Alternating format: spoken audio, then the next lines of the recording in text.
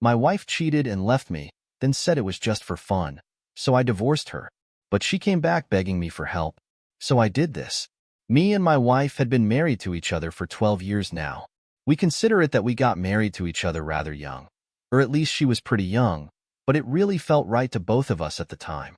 We dated for about a year and some months and change, and that was enough for us. We knew that we were meant to be, though with some recent developments, I'm not sure if we truly were.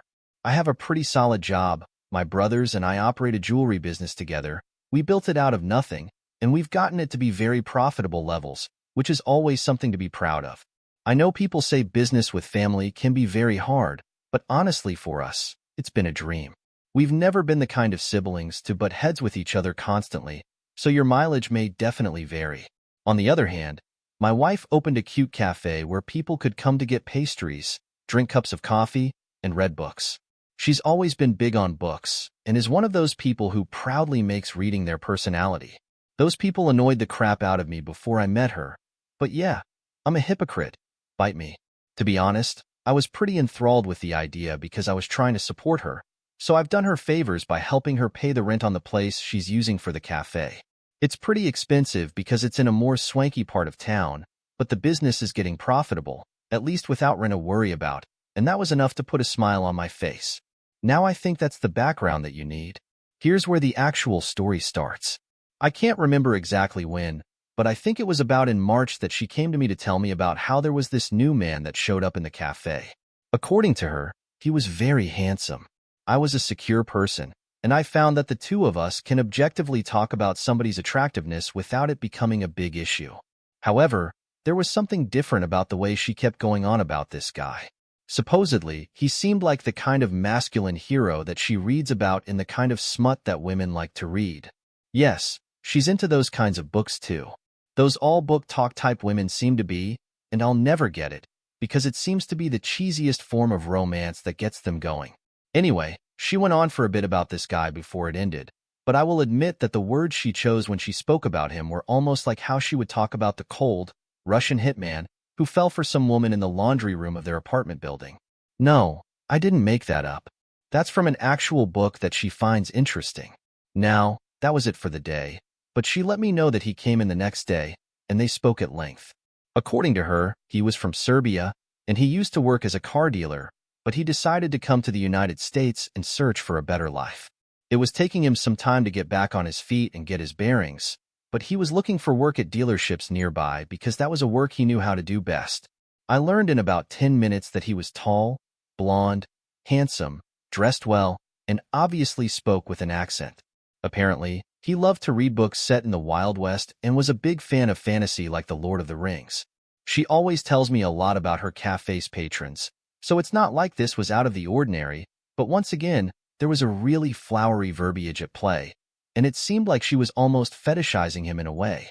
At a point, he wasn't novel to her anymore, so she stopped talking about him at length, but it was clear that he was still a regular at her cafe, and it felt a lot better to me knowing that he didn't seem to be worthy of long spills every evening any longer. Hell, I even popped into her cafe one afternoon to bring her lunch, and I saw a guy sitting in the corner who fit the exact description. I was 100% sure that it was him, and admittedly, he was a handsome guy.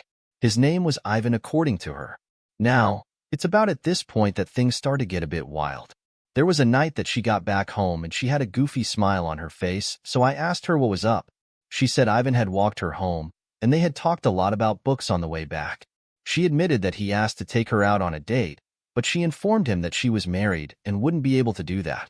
She said he was really apologetic, held my hand tenderly, and then said good night and left.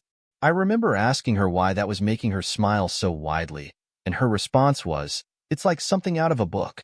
I won't lie, that part pissed me off, because it was like she was romanticizing every single interaction she was having with Ivan. I didn't know that because he was a patron of her cafe. There was no way they wouldn't keep interacting on almost a daily basis. I didn't want to seem insecure, and she could have decided to tell him that she didn't have a man. So again, I felt there was no need to talk about things despite the fact that I felt some kind of way about it. It was just my feelings I had to get over, right? It eventually became evident to me that this wasn't the case when my wife came home about a week later with a bouquet of flowers that she promptly put into a vase. According to her, it was a gift from Ivan. Nothing special. He said that he bought a bunch of fur coworker. He has a job now, by the way. It was her birthday, and he just thought it'd be nice to get me some because he always sees how hard I'm working. I felt my head get hot as she said that, because she was trying to paint the situation like she was a schoolgirl who didn't understand when someone liked her. I asked her straight up whether she could tell that Ivan really liked her. She said it was obvious, especially after he asked her out, but she believed that the flowers were just a friendly thing. And that had me baffled, because if you're a guy, you probably don't get flowers for a girl that rebuffed you, even if it was because she was married, as a friendly thing. He was still trying to get in her pants, or maybe now trying to get in her pants and leave all the rest of the lovey-dovey stuff out of it. He was having an easy time with his advances, so at the time, I knew that he wasn't about to stop anytime soon. I was right, because 2 days later, my wife came back home relatively later than usual. I think it was almost 2 hours later, and she didn't tell me that she was going to be late. It's not like this was the first time in existence that she would come home late, so it gave her 2 calls, which weren't picked up, before deciding to give it time. But before I could call a 3rd time, she showed up at home, and it distinctly bubbly moved. You won't believe the evening I had. That was the first thing out of her mouth before she went into a whole spiel about how she had shown Ivan where the museum was, and then they want to get a slice of American pizza because he had never had it before and always saw it in the movies. Then they walked and talked and ate pizza and a bunch of other crap I really didn't care about, but I let her finish. And when she was done, I asked her, "Are you attracted to Ivan?" She acted very shocked and offended and said, of course she wasn't, that the only person she was attracted to in that way was me. That she was just trying to welcome somebody who was in an unfamiliar country and had no friends or close people around him to show him around and answer his questions. I wasn't really convinced by all of this, so I told her straight up that she had to stop seeing Ivan. Yeah, that caused a big fight. Quite unsurprisingly, she talked about how it was being insecure, how there was nothing fair, how it should stop feeling threatened, and a lot more nonsense. I was pissed, but I was able to keep my wits about me and stop my temper from raging. I stood my ground, though, and told her that she should stop anything extracurricular with Ivan. It was fair if he came by her cafe because he was a customer, but things weren't supposed to go beyond that point. I told her to imagine what she would do in my shoes if some Serbian girl came to buy a bracelet and decided to take her to walking around town and all that. According to her, I'd understand, but I think we all know that's a lie, don't we? Long story short, I slept on the couch. No one is shocked there, but the good thing is that I stopped hearing about Ivan and all his drama, which was enough for my mental health. Again, I knew that she would be interacting with him at her cafe, but there was only so much that could happen there, and it seemed pretty sure that nothing was going on because she was heading back home at the regular time each night, which was good by me. I became very suspicious when I walked into my wife's cafe randomly one afternoon, and she wasn't there. Neither was Ivan, though I couldn't have been sure that he would have been there at that time anyway, so that didn't mean much. But it did mean much that she wasn't there because that was very unusual. I thought of sticking around until she came back or asking one of her employees where she had gone, but I decided not to make a big deal of it. It was when I was getting back into my car from across the street that I saw her and Ivan coming up the street, arms interlocked. It took every single ounce of strength in me not to run across the street and beat the crap out of the guy and cuss her out, but somehow I stayed in the car, watched them walk into the cafe, and I drove off. That happened yesterday, and I really struggled to process it. I wanted to confront her about it as soon as she got home, but I think there's a lot of power in knowing something that the other person doesn't know you know. It'll make it easier for me to see through other lies that might be told. Case in point, when she got back home, I asked her how her day was, and she described a pretty plain day without any mention of going somewhere. I have no idea where with Ivan, so this is why I'm here. Should I confront her straight up, or should I try to find out more of the truth before that point? I'm tending towards the latter because I'm starting to think that there might be something going on into my nose, and I feel like confronting her might result in all the chances of finding the truth resolving. Let me know what you guys think, please. Update 1. Hey guys, it's me, the guy from that post about the wife with the cafe and the Serbian man. Well, I'm back with a pretty big update. Let's talk about it because I found a lot. It took me a bit to gain the courage, but I decided at a point that I had to find out the truth no matter what it would cost. I have never been the kind of person to smile upon the idea of checking your partner's phone, but in this case, I knew I had to put whatever moral conundrums I had aside and do it. So I did it at the first chance that I got, which was while she was asleep. Unsurprisingly, she had Ivan in her messaging app, and they had been talking a lot. It was WhatsApp, so it was easy for me to export the entire conversation to a text file, which I sent to my phone from her phone. I made sure to delete the evidence, of course. I looked through her gallery and found a few pictures of them smiling together in public places, but nothing extra incriminating. I sent those to my phone too. Again, evidence was deleted. It took me about 5 minutes to do all of that, and I put her phone back where it belonged. After that, I did all the reading on my phone, where it was a lot less suspicious in case you woke up suddenly. And boy did I see things that made my head spin. Here's a transcript of one part of the conversation that you might find as appalling as I did. It came after a point where they were discussing some book that my wife had recommended to him. Let's call my wife Clarice instead of her actual name. In the way, the main characters reminded me of us, Clarice. Yes, that's what I thought too. The big mysterious hunk and the artsy girl who was torn between him and her boyfriend. In a message right after that. And a lot of steamy sex scenes. That part especially reminds me of us. I agree, the sex is always good, but in your case, it's a husband. A stupid laugh emoji after that. Laugh emojis from Clarice.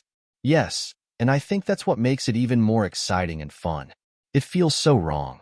I've never cheated before, but I can't say I properly regret it. It is wrong, but that's what makes it so hot. Yep, and I never want this to end. It drove me insane.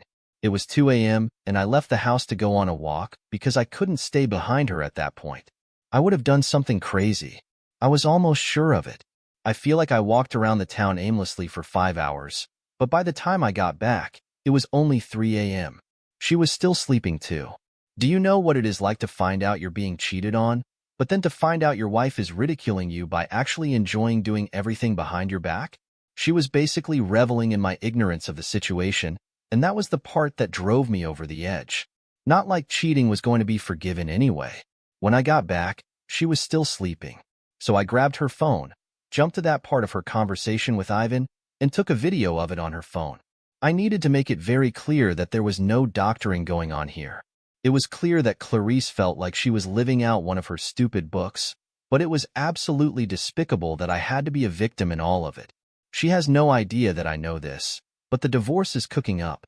There's really no other way for this to go. I also need to see her go down. I need to see Ivan go down too. I don't know how I'm going to do this, but I need both of them to hurt, and I need them to hurt badly. Update 2. It's been done, and it was glorious. This is the final saga of the Serbian man Ivan and the book-loving, treacherous, cheating wife Clarice. In this whole thing, they had no idea they should have been a lot more worried about me than they were. Let me rush through the boring parts of the story. Clarice went to work one day, and I parked across the street in an Uber. I watched as the process server walked into the cafe and handed her the divorce papers in a very public manner. That was very pleasing, and after that, we drove off. I went to work, had a great day, and there wasn't a single message or missed call from Clarice by the end, which was very pleasing to me. She knew she had been made out, and there wasn't anything begging was going to do. At least that's how I saw it. Well, that night, she came back, crying rivers. It's not pouring out of her nose. She looked like an absolute wreck, honestly. I felt a twinge of sadness seeing her like that, blaming it on the fragments of love that were left. But it didn't last long. She kept asking what she did wrong. Was it Ivan? Was it Ivan? I realized she didn't know how much I knew, and she must have tried to figure it out if she had leaks in her operation before she couldn't figure out what I knew. I couldn't tell whether it was better to tell her I knew about Ivan or not, but in the end, I made a promise. I told her I saw her and I had been walking arm in arm that day, and I had been holding it in, but I didn't let her in on anything else. At that point, she suddenly got emboldened and started half begging, half calling me stupid. According to her, there was no reason to divorce her over that. Yes, she was wrong for still seeing him, but no, there was nothing happening between them, and I was being insecure. I was being jealous. She couldn't tell whether to grovel or insult me apparently. In the end, I told her to get out of my house, which she did. That's where the actual divorce phase. That part was loads of fun for me. I have a lot more money than her, which in a divorce means there's a lot more to lose, but it also means there's a lot more to spend on good lawyers, which I made sure to do.